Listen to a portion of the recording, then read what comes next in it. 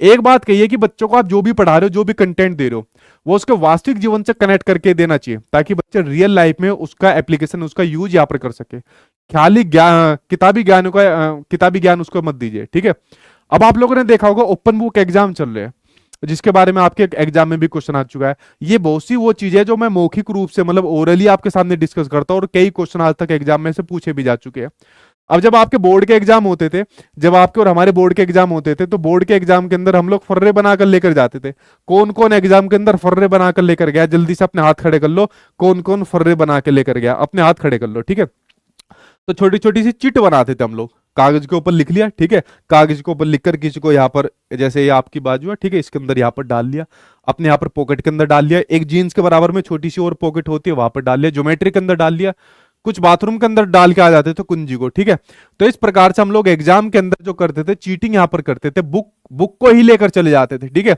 Book को ही लेकर चले जाते थे। मुझे ध्यान है जब मैं ग्रेजुएशन में था तो बुक लेकर चला गया था, ठीक है, क्योंकि मेरे साथ वाले सभी बुक लेकर जाते थे, ठीक। अब सरकार ने कहा है कि भाई आप एक काम करो, चोरी चुपके क्यों ले जा रहे हो बुक?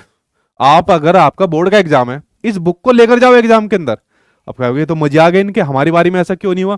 सरकार ने कहा है कि भाई आप बुक लेकर जाओ, और जो क्वेश्चन आपके सामने लिखा, कोई भी क्वेश्चन आपके सामने आए, अपनी क्रिटिकल थिंकिंग का यूज करके इस बुक में से अपने शब्दों में आंसर दो, रटा रटाया आंसर नहीं देना। अब आज से पहले क्या होता था, बुक के अंदर जो भी आपका आंसर लिखा रहता था उसको हम रट जाते थे या फर्रे बनाते थे और क्वेश्चन का आंसर देते थे। वो आपकी रोट लर्निंग को बढ़ाता है। तो सरकार ने कहा भाई किताब लेके जाओ, क्वेश्चन आपके सामने आएगा, इसका आंसर अपने शब्दों में अब आपको देना है। तो ये ओपन बुक एग्जाम है, हालांकि थोड़ा सा इसके ऊपर विवाद चल रहा है, लेकिन ये मुझे लग रहा है इंप्लीमेंटेशन इसका हो जाएगा। इसके बहुत फायदे हैं। पहला फायदा तो यह कि हम जैसों के लिए बहुत बड़ा फायदा हो जाएगा, ठीक है। और दूसरा जो सबसे महत्वपूर्ण फायदा है, कंसेप्चुअल अंडरस्टैंडिंग को सबसे ज्यादा यहाँ पर बढ़ाएगा। तो जो भी कंटेंट पढ़ा रहे हो, गतिविधि करा रहे हो, उसके रियल लाइफ में उसका कोई ना कोई मीनिंग होना चाहिए। अगर वो उसके बच्चे के वास्तविक जीवन से संबंध नहीं है तो क्या होगा, बच्चे सीखने में रुचि नहीं ले सकते, बिल्कुल ठीक बात है, उनको इंटरेस्ट ही नहीं आएगा सीखने में, अगर वो रियल लाइफ से कनेक्ट आपका नहीं रहेगा, ठीक है। तो ये आपकी रियल लाइफ में कनेक्ट, अब जैसे कोस, वो sine theta, tan theta, cos theta, ये हम लोगों ने खूब मैथमेटिक्स के अंदर पढ़ा है। अब रियल लाइफ के अंदर इसका इंप्लीमेंटेशन कहाँ होता है? कभी आपने sine theta, cos theta, tan theta का इतना इंप्लीमेंटेशन हुआ? हाँ, अगर कुछ उसी से रिलेटेड कुछ कोर्स कर रहा है तो हम उसकी बात को यहाँ पर समझ सकते हैं। तो क्या फायदा इतने कोस, टेन और साइन थीटा पढ़ने का? तो बच्चा इंटरेस्ट नहीं लेगा, बिल्कुल ठीक बात है। उन्हें सीखने में कठिनाई महसूस हो सकती है, बिल्कुल ठीक बात है।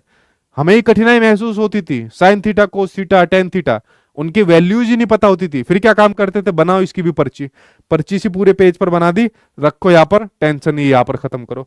तो आंसर आपके दोनों के दोनों आंसर यहाँ पर आपके ठीक हो जाएंगे, जो यहाँ पर आपके वाली बात कही गई है। समझ गए आप लोग इस वाली बात को, ठीक है। चलिए बात करते हैं, अब आपके नेक्स्ट क्वेश्चन की बात करते हैं। अगला क्वेश्चन आपके सामने क्या दिया हुआ है, ठीक है। अच्छा, ये नहीं बताया कितने लोग फर्रे लेकर गए एग्जाम के अंदर? फर्रे वालों ने हाथ नहीं खड़े करे, कितने लोग गए, ठीक है, आए, एक दो हाथ खड़े होकर आए, ठीक।